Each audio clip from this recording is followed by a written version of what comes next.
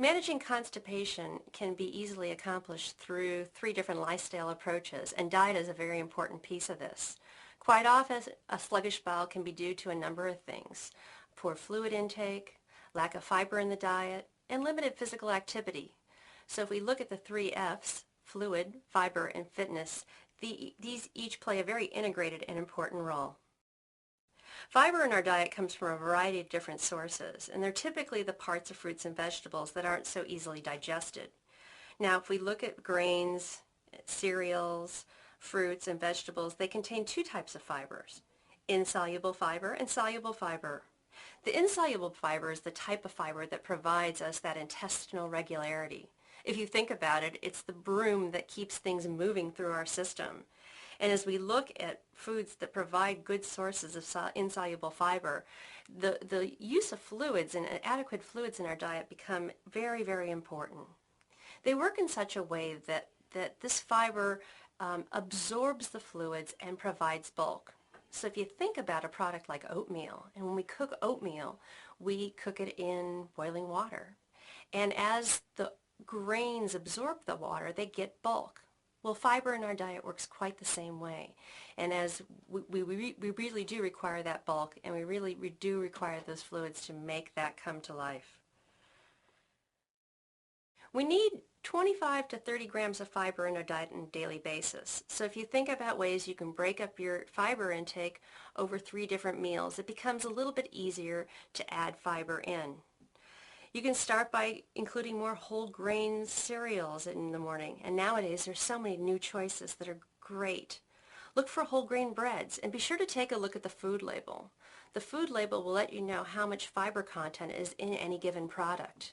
Don't let the color be your guide, because not all brown breads are created equal.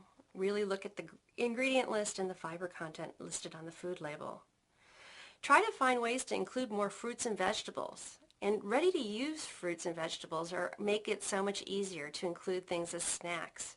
Pre-peeled carrots, nuts and seeds, dry roasted nuts. These are all great snack items that can add fiber very easily. Make snacks count and really find different ways to put nutritious snacks into your diet. And try to include fruit at every meal. These are all suggestions you might be able to try. Here we find some very simple substitutions. Even by changing from a regular product to a more whole grain product, you can see how easily the fiber content can be boosted. By choosing, for instance, a whole wheat English muffin, you can almost double the fiber content in one meal when compared to a plain English muffin.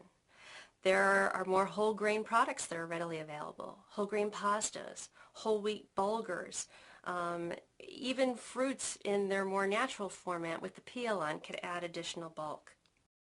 In the era of low-carb, high-protein diets, one has to be careful to make sure they're getting the nutrients that they need. And quite often, fiber is shortchanged in the process because of the elimination of carbohydrate-rich foods. There are ways you can include these types of foods in your diet and still get the nutritional value that's important from these foods. Here are some simple tips. Try using vegetables unlimitedly, and buying ready to use makes it really easy to keep them in your diet on a regular basis. Choose fruits that aren't so high in sugar, like cherries, grapefruits, apricots, apples. These are great fruit sources, and you don't have to be as concerned about the sugar content in these fruits. Choose low-fat dairy as well as animal proteins, lean cuts of beef, chicken, fish. And, whenever possible, experiment with beans, peas, and lentils. These are great sources of protein in the diet that are a great source of fiber as well, and don't contain the saturated fats and cholesterol that are often found in animal foods. Limit sugars as best you can, and try to spread your meals more frequently throughout the day.